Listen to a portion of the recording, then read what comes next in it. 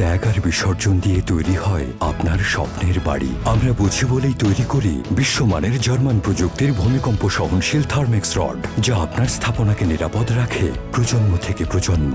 সালাম still, most durable still. এখন দেখবেন চ্যানেল আই সংবাদ।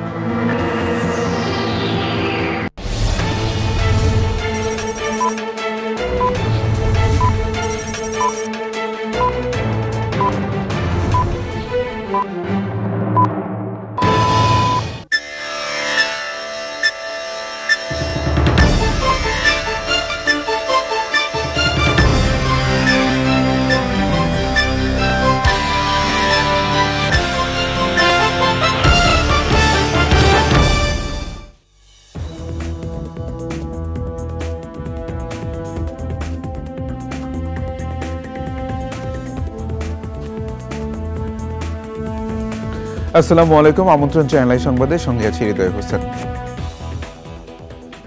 বিস্তারিত সংবাদের শুরুতেই জানিয়ে দিচ্ছি সুপারফেস ফর্টিফাইড সয়াবিন তেল সংবাদ শিরোনামগুলো। নির্বাহী আদেশে জামায়াত শিবিরের রাজনীতি নিষিদ্ধের সিদ্ধান্ত বুধবার, আইনি ফাঁকফোকর রাখা হবে না বললেন আইনমন্ত্রী। কোটা আন্দোলনে নিহতদের স্মরণে সারা দেশে শোক পালন, কালো ব্যাজ ধারণ ও ধর্মীয় প্রতিষ্ঠানে বিশেষ প্রার্থনা।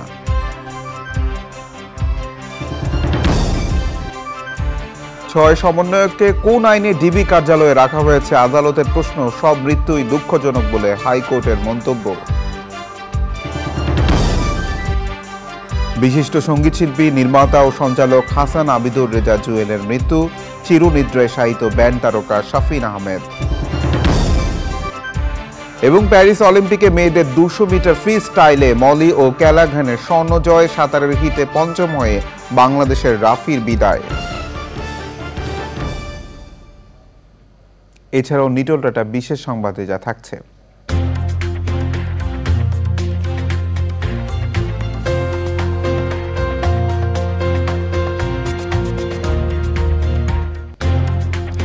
জাপান ও ভারতের দুটি স্থান বিশ্ব ঐতিহ্যে তালিকাভুক্ত হওয়ার খবর।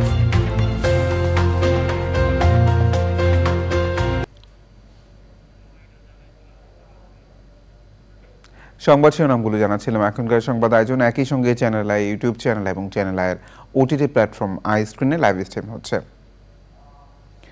কোটা আন্দোলন ঘিরে সহিংসতায় নিহতদের স্মরণে সারা দেশে শোক পালন করা হয়েছে। সরকারি অফিসগুলোতে কালো ব্যাজ ধারণ করার পাশাপাশি মসজিদ সহ ধর্মীয় উপাসনালয়গুলোতে বিশেষ দোয়া ও প্রার্থনার আয়োজন করা হয়। পরাগ আজিমের রিপোর্ট। কোটা আন্দোলন ঘিরে সহিংসতায় নিহতদের স্মরণে শোক পালনের অংশ হিসেবে সচিবালয় সহ দেশের সরকারি বেসরকারি অফিসগুলোতে কালো ব্যাজ ধারণ করেন কর্মকর্তা কর্মচারীরা। দাপ্তরিক বৈঠকগুলোতেও বিষয়টি নিয়ে সমবেদনা জানানো হয়। আমাদের বাইরের অফিসগুলোতেও আমাদের এই কালো ব্যাজ ধারণ এবং দোয়া মাহফিল এবং আপনার দুস্থদের মাঝে খাবার বিতরণ এরকম আছে। জাতীয় মসজিদ বাইতুল মোকাররম সহ দেশের মসজিদগুলোতে নিহতদের আত্মার মাগফিরাত কামনা করে অনুষ্ঠিত হয় বিশেষ দোয়া।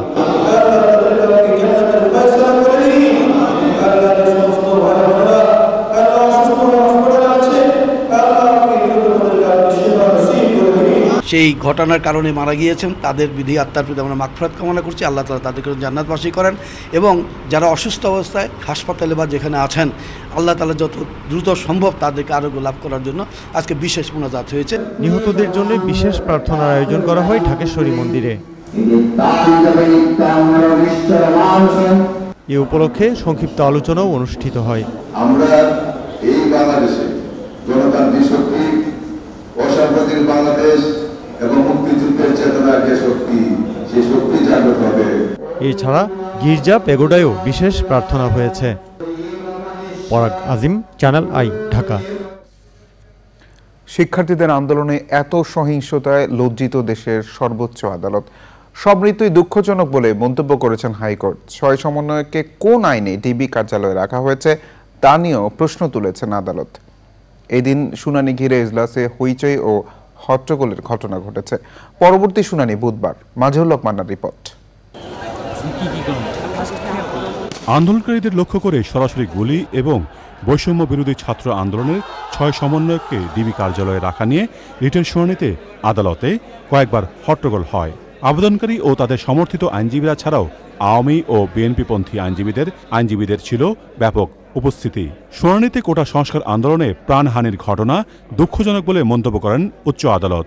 বলেন, এতে তারা লজ্জিত, কেননা মানুষ ও রাষ্ট্রীয় সম্পদ সবই গুরুত্বপূর্ণ। গ্রেপ্তার বা আটক না করে কাউকে দিনের পর দিন ডিবি হেফাজতে রাখা আইনসম্মত কিনা তা নিয়েও প্রশ্ন তোলেন আদালত। এই আবেদন কেন করা হয়েছে তার পক্ষে দ্বিতীয় দিনের মতো বক্তব্য উপস্থাপন করেন রিটকারী আইনজীবীরা। যে মানব প্রাণগুলো যাচ্ছে সেগুলোকে এখানেই থামানো যাক, আর যাতে একটিও রক্ত না পড়ে, আর এক ফোঁটা রক্তও যেন না পড়ে। পুলিশ তাদের অন্যান্য যেসব প্রসিডিওর আছে পিআরবি অনুযায়ী সবকটাকে যেন ফলো করে তারপরে তারা যেন তাদের দায়িত্ব পালন করে। এই যে ভাতের হোটেলের কথা আমরা বলি, এই ভাতের হোটেল কি এখন রিসর্ট যে আমার বাইরে থাকতে ভালো লাগছে না, আমি গেলাম ওখানে যে রিসর্টে সময় কাটিয়ে আসলাম যাতে আমাকে কেউ ডিস্টার্ব না করে, এই দায়িত্ব কবে থেকে ডিটেকটিভ ব্রাঞ্চ নিয়েছে? এগুলোর কোনো সদুত্তর ওনারা দিতে পারছেন না। আমরা সবাই এখানে এসেছি প্রথমত নাগরিক হিসেবে, দ্বিতীয়ত এই আদালতের আইনজীবী হিসেবে। আমরা সবাই সংবিধানের প্রতি শ্রদ্ধাশীল, শুধু মৌলিক অধিকারের ক্ষেত্রে না, আপনাদের জন্যও এটা প্রযোজ্য। রিটের বিরোধিতা করে রাষ্ট্রপক্ষ বলছেন এই আবেদন চলতে পারে না। এই রিট পিটিশনে কোথাও বলা হয় নাই পুলিশ কবে কোথায় কাকে গুলি করেছে। এটার ভেগ একটা প্রেয়ার চাওয়া হয়েছিল যে পুলিশের গুলি করা অবৈধ, এবং ওনারা এটা করতে গিয়ে ডাইরেকশন চেয়েছিলেন পুলিশ যাতে গুলি না করে, এবং কোনো ছাত্রদেরকে পুলিশ গুলি করে নাই। করলেও যদি করে থাকে সুপ্রিম কোর্টের অ্যাপিলেট ডিভিশনের আদেশ অনুযায়ী প্রতিটা ঘটনার জন্য তদন্ত হচ্ছে হবে। আমরা কোর্টকে বলেছি যে পুলিশের যে গুলি করার রাইট এটা জাতিসংঘের 1990 কনভেনশন, সব কনভেনশনে বলা আছে। বুধবার এ বিষয়ে ফের শুনানি হবে, এরপরই আদেশ দেবেন high court. Majhul Haque Manna, channel I, Dhaka. DMP additional commissioner Harunur Rashid বলেছেন, ডিবি হেফাজতে থাকা কোটা আন্দোলনের 6 সমন্বয়ককে পরিবারের জিম্মায় দেয়া হবে কিনা তা নির্ভর করছে আদালতের সিদ্ধান্তের উপর। আর ডিএমপির জয়েন্ট কমিশনার বিপ্লব কুমার সরকার বলেছেন, আন্দোলনের সময় কি পরিস্থিতিতে পুলিশ গুলি চালিয়েছিল তা তদন্ত করে দেখা হচ্ছে। এরই মধ্যে বিভিন্ন থানায় 53টি হত্যা মামলা হয়েছে। বিরোধ নেই, আমাদের টার্গেট হচ্ছে যারা নাশকতাকারী, যারা মেট্রো রেলে আগুন দিয়েছে, যারা সেতু ভবনে আগুন দিয়েছে, এই ধরনের যারা নাশকতা করেছে, টোল প্লাজায় আগুন দিয়েছে, বিভিন্ন জায়গায় আগুন দিয়েছে, গাড়ি পুড়িয়েছে, আমাদের শত্রু হচ্ছে সেই জামাত শিবির চক্র যারা, এবং বিএনপির যারা সন্ত্রাসী। আমরা তাদেরকে ধরার জন্য, যারা একেবারে ভিডিও দেখে ফুটেজ দেখে আমরা তাদেরকে ধরার জন্য আমরা প্রাণপণে কাজ করে যাচ্ছি। বিএনপি মহাসচিব মির্জা ফখরুল ইসলাম আলমগীর বলেছেন, গণহত্যা থেকে জনগণের দৃষ্টি ভিন্ন দিকে নিতেই জামায়াতকে নিষিদ্ধের কথা বলছে সরকার। যারা স্বৈরাচার তারা অতীতেও এই ধরনের সিদ্ধান্ত নিয়ে ক্ষমতায় টিকে থাকতে চেয়েছে। বিকেলে গুলশানের চেয়ারপারসনের রাজনৈতিক কার্যালয়ে সংবাদ সম্মেলনে মির্জা ফখরুল আরও বলেন, আওয়ামী লীগ আগের মতোই অন্য রাজনৈতিক দলগুলোকে নিষিদ্ধ করে একদলীয় বাকশাল কায়েম করতে চায়। তিনি বলেন, জনগণের উপর নির্বিচারে গুলি চালানোর ঘটনা স্পষ্ট গণহত্যা। জাতিসংঘের হস্তক্ষেপ ও আন্তর্জাতিক তদন্ত দাবি করেন তিনি।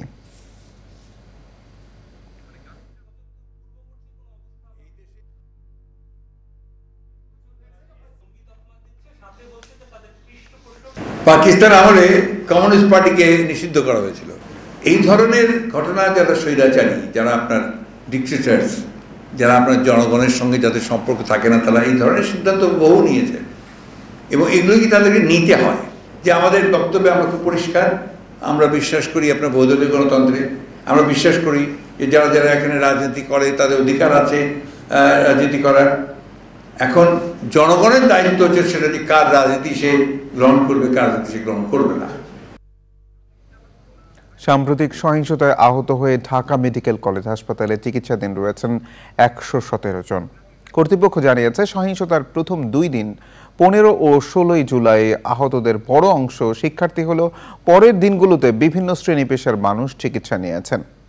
জাতীয় অর্থোপেডিক হাসপাতাল ও পুনর্বাসন প্রতিষ্ঠান নিটোরে বর্তমানে চিকিৎসাধীন আহত 74 জনের মধ্যে 13 জন শিক্ষার্থী। জান্নাতুল বাকিকার রিপোর্ট।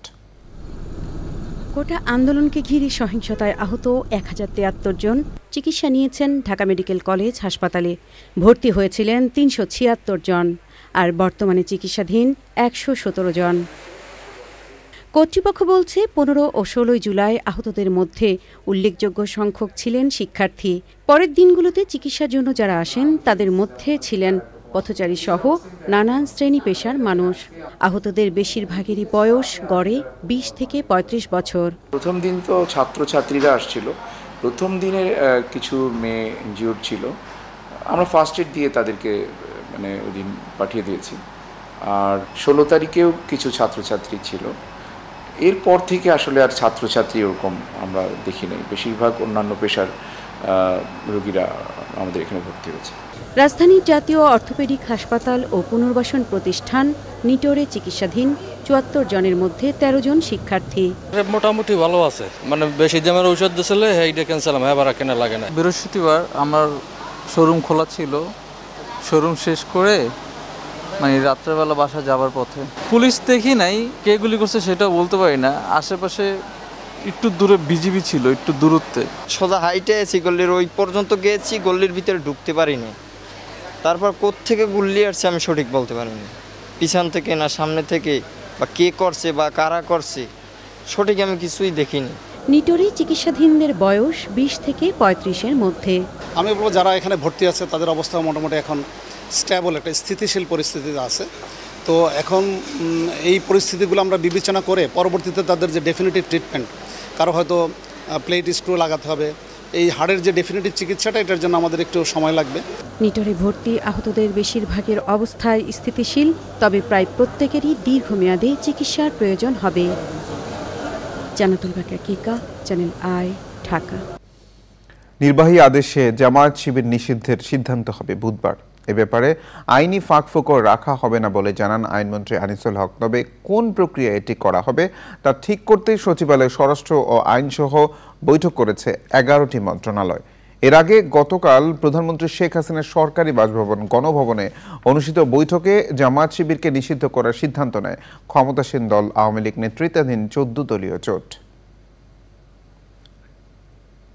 কোটা আন্দোলনকে কেন্দ্র করে প্রাণহানির ঘটনার সুষ্ঠু ও মানসম্মত তদন্তে বিদেশি কারিগরি সহায়তা নেবে বিচার বিভাগীয় তদন্ত কমিশন। এরই মধ্যে বাংলাদেশ জাতিসংঘের সহায়তার এই আগ্রহকে স্বাগত জানিয়েছে বলে জানান প্রধানমন্ত্রী শেখ হাসিনা। সকালে প্রধানমন্ত্রীর সরকারি বাসভবন গণভবনে প্রধানমন্ত্রী শেখ হাসিনার সঙ্গে ঢাকায় নিযুক্ত জার্মানির রাষ্ট্রদূত অখিম ট্রস্টার সৌজন্য সাক্ষাৎ করতে গেলে এসব কথা জানান সরকার প্রধান। সাক্ষাৎ শেষে প্রধানমন্ত্রীর প্রেস সচিব নাইমুল ইসলাম খান জানান, গণভবনে অনুষ্ঠিত সৌজন্য সাক্ষাতে জার্মানির রাষ্ট্রদূত অখিম ট্রস্টার ও প্রধানমন্ত্রী শেখ হাসিনার মধ্যে দুদেশের পারস্পরিক স্বার্থ সংশ্লিষ্ট বিষয়ে আলোচনা হয়েছে। এ সময়ে জার্মান ভিসা প্রক্রিয়ায় ধীর গতির জন্য দুঃখ প্রকাশ করেন রাষ্ট্রদূত। বাংলাদেশ ও জার্মানির মধ্যে দ্বিপাক্ষিক সম্পর্কে সন্তোষ প্রকাশ করেন প্রধানমন্ত্রী শেখ হাসিনা। জনপ্রিয় গায়ক ও অনুষ্ঠান নির্মাতা হাসান আবিদুর রেজা জুয়েল মারা গেছেন। ইন্না লিল্লাহি ওয়া ইন্না ইলাইহি রাজিউন। এরই মধ্যে বনানী কবরস্থানে তাকে দাফন করা হয়েছে। পরিবার ও স্বজনরা বলছেন, সঙ্গীতের জগতে তার অবদান স্মরণীয় হয়ে থাকবে। সুলতানা হিমুর রিপোর্ট। সঙ্গীত জগতে অনন্য এক নাম হাসান আবিদুর রেজা জুয়েল। তিনি শুধুই গায়ক ছিলেন না, পাশাপাশি ছিলেন জনপ্রিয় উপস্থাপক আর ছোট পর্দার অনুষ্ঠান নির্মাতা। মাত্র 56 বছর বয়সে সেই প্রিয় মানুষটি পাড়ি দিলেন পরপারে। ঢাকার একটি বেসরকারি হাসপাতালে সকালে শেষ নিঃশ্বাস ত্যাগ করেন আবিদুর রেজা জুয়েল। দীর্ঘ 11 বছর ক্যান্সারের সঙ্গে লড়াই করেছিলেন তিনি। গত এক সপ্তাহ আইসিইউতে লাইফ সাপোর্টে থাকার পর মারা গেলেন গুণী এই ব্যক্তিত্ব। আমাদের ভালোবাসার মানুষগুলো চলে যাচ্ছে, আমরা অভিভাবক শূন্য হচ্ছি, তবে সবচেয়ে বড় ক্ষতি হয় পরিবারের। ওর সাথে অনেক অনেক স্মৃতি, দীর্ঘদিনের প্রায় 35 বছরের স্মৃতি। সকলে তাকে ভালোবাসেন। আমরা এখন শুধু ওর জন্য দোয়াটা, ওর জন্য বেহেশত নসিবে হেল্প করবে, আমি পরিবারের পক্ষ থেকে সেটা চাই। গায়ক জুয়েলের প্রথম অ্যালবাম কুয়াশা প্রহর প্রকাশিত হয় 1993 সালে। তারপর আর পিছন ফিরে তাকাতে হয়নি তাকে। আরও অনেকদিন বাঁচলে আমরা অনেক কিছু পেতাম, ওনাদের কাছ থেকে অনেক কিছু শিখতে পারতাম। জুয়েল ভাই আমাদেরকে ছেড়ে চলে গেছেন, তো একে একে এতগুলো নক্ষত্রের পতন, আমরা আসলেই শোকাহত। 15-20 বছর ধরে একসাথে কাজ করেছি, যাই হোক, এখন তো দোয়া ছাড়া আসলে কিছু চাওয়ার নেই। এই যে জুয়েল বলেন, শাফিন আহমেদ বলেন, এদেরকে কেউ ভুলতে পারবে? এরা মানুষ এদের যেরকম ভালোবাসে, এদের গান, এদের ক্রিয়েশন। বাদাসুর গুলশান আজাদ মসজিদে নামাজে জানাজা শেষে বনানী কবরস্থানে সম্পন্ন হয় গায়ক হাসান আবিদুর রেজা জুয়েলের দাফন। Sultana Himu, channel I, Dhaka. চিরনিদ্রায় শায়িত হলেন কিংবদন্তি ব্যান্ড তারকা ও শিল্পী শাফিন আহমেদ। বনানী কবরস্থানে বাবা মায়ের কবরে তাকে সমাহিত করা হয়। শাফিন আহমেদের চলে যাওয়ায় বাংলা ব্যান্ড সঙ্গীতে অপূরণীয় ক্ষতি হয়েছে বলেছেন দেশের সংস্কৃতি অঙ্গনের বিশিষ্টজনেরা। রিয়াজ ইসলামের রিপোর্ট। জনপ্রিয় ব্যান্ড মাইলসের ভোকাল ও বেস গিটারিস্ট শাফিন আহমেদ 25 জুলাই যুক্তরাষ্ট্রের ভার্জিনিয়ার একটি হাসপাতালে মারা যান। দেশের মাটিতে তার মরদেহ আসে সোমবার দুপুরে জোহরের নামাজের পর গুলশান আজাদ মসজিদে শাফিনের নামাজে জানাজা হয়। শাফিন আহমেদের শেষ বিদায়ে অংশ নেন তার ভক্ত অনুরাগী সহ দেশের সাংস্কৃতিক অঙ্গনের বিশিষ্টজনেরা। স্মৃতিচারণ করেন তার দীর্ঘদিনের সহকর্মীরা। শাফিন ভাইকে নিয়ে যত স্মৃতি আছে সবই ভালো, সবই সুন্দর, এবং ওনার সাথে কাজেরও আমার যা যা অভিজ্ঞতা আছে সবই খুবই ভালো। আসলে অনেক কিছু শেখার আছে। এই চলে যাওয়াটাও মেনে নেওয়া যাচ্ছে না। আমার অনেক সুন্দর সময় সহযাত্রী, অনেক কাজ করেছি একসাথে বেশ অনেক দিন ধরে। তো একে একে এতগুলো নক্ষত্রের পতন, আমরা আসলেই শোকাহত। আমরা বাংলাদেশের সঙ্গীত অঙ্গন এখন একদম স্তব্ধ হয়ে আছি। এই মৃত্যুটা মানে ইন্ডাস্ট্রির জন্য অনেক বড় একটা ক্ষতি। এই কারণেই ক্ষতি, বয়সে যারা লিজেন্ড হয়েছে, শাফিন আহমেদ তাদের মধ্যে অন্যতম, যার কিছু গান মানুষ হয়তোবা 100 বছর পরেও ভুলতে পারবে না। রুহের মাগফিরাত কামনা করছি। It is a shock, it's a big loss for Bangladesh. এটা আমরা দুইজন লেজেন্ডকে হারাচ্ছি। আল্লাহ যাতে ওনাদের ভালো করে রিসিভ করুক। জানাজা শেষে বনানী কবরস্থানে বাবা কমল দাস গুপ্ত এবং মা নজরুল শিল্পী ফিরোজা বেগমের কবরে সমাহিত করা হয় শাফিন আহমেদকে। শাফিন আহমেদ গানের মাধ্যমে বেঁচে থাকবেন ভক্তদের হৃদয়ে। রিয়াজ ইসলাম, চ্যানেল আই, ঢাকা। এবার প্যারিস অলিম্পিকের খবর। বিরতির পর আবারও আমন্ত্রণ চ্যানেল সংবাদে। ভারতের সর্বদক্ষিণের রাজ্য কেরালার মেপ্পেদি গ্রামে ভূমিধসের ঘটনায় এই পর্যন্ত 84 জনের মরদেহ উদ্ধার করা হয়েছে। আরও অনেকে ধ্বংসস্তূপের নিচে আটকা পড়েছেন বলে ধারণা করা হচ্ছে। একটানা ভারী বর্ষণের কারণে মেপ্পেদি গ্রামের শালিয়ার নদীর পানি ও স্রোত দুটোই বেড়েছে। এবার আইস্ক্রিন সাংস্কৃতিক সংবাদ।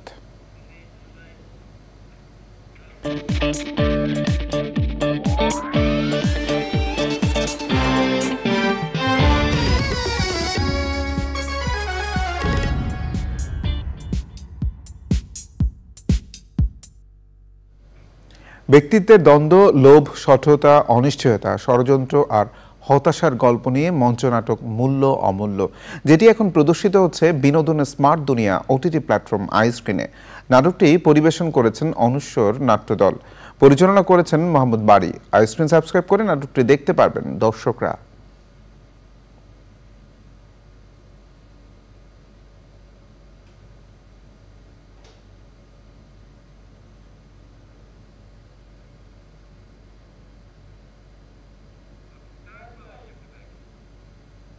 এবার নিটল টাটা বিশেষ সংবাদ।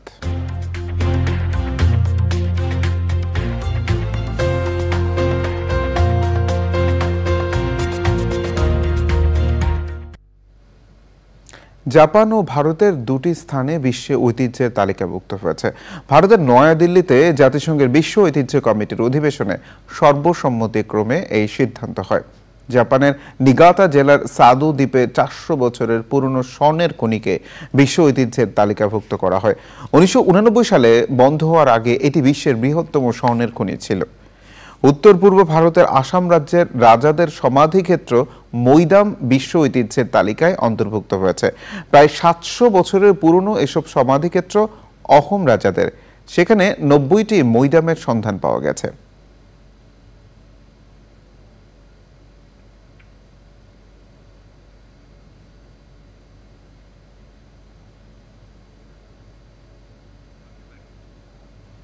এবার কৃষি সংবাদ।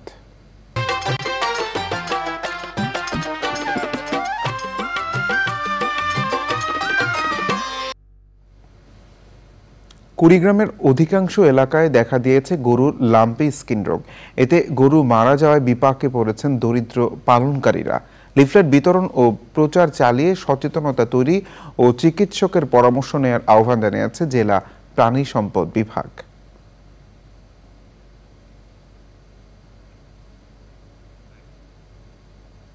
এবার প্রকৃতি সংবাদ।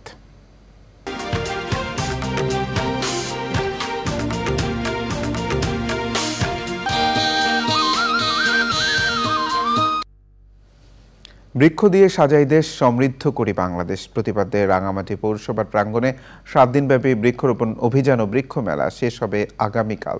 মেলায় বিভিন্ন প্রজাতির ফলদ, বনজ ও ঔষধি গাছের চারা পেয়ে খুশি বৃক্ষপ্রেমীরা। এমন উদ্যোগ বৃক্ষরোপণে উদ্বুদ্ধ করার পাশাপাশি পরিবেশ সচেতনতা বাড়াবে বলছেন সংশ্লিষ্টরা।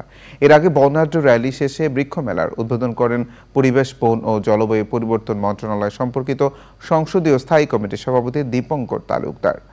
এ সময় রাঙামাটি জেলা প্রশাসক মোহাম্মদ মোশাররফ হোসেন খান, আঞ্চলিক বন সংরক্ষক মোহাম্মদ মিজানুর রহমান, জেলা পুলিশ সুপার মীর আবু তৌহিদ সহ স্থানীয় জনপ্রতিনিধি ও বিশিষ্টজনেরা উপস্থিত ছিলেন। সংবাদে আবারও বিরতি নিচ্ছি, আর বিরতির পর জানিয়ে ফিরছি। প্যারিস অলিম্পিকে 6টি স্বর্ণ নিয়ে পদক তালিকার শীর্ষে জাপান, সর্বাধিক 20টি পদক নিয়ে ষষ্ঠ স্থানে মার্কিন যুক্তরাষ্ট্র।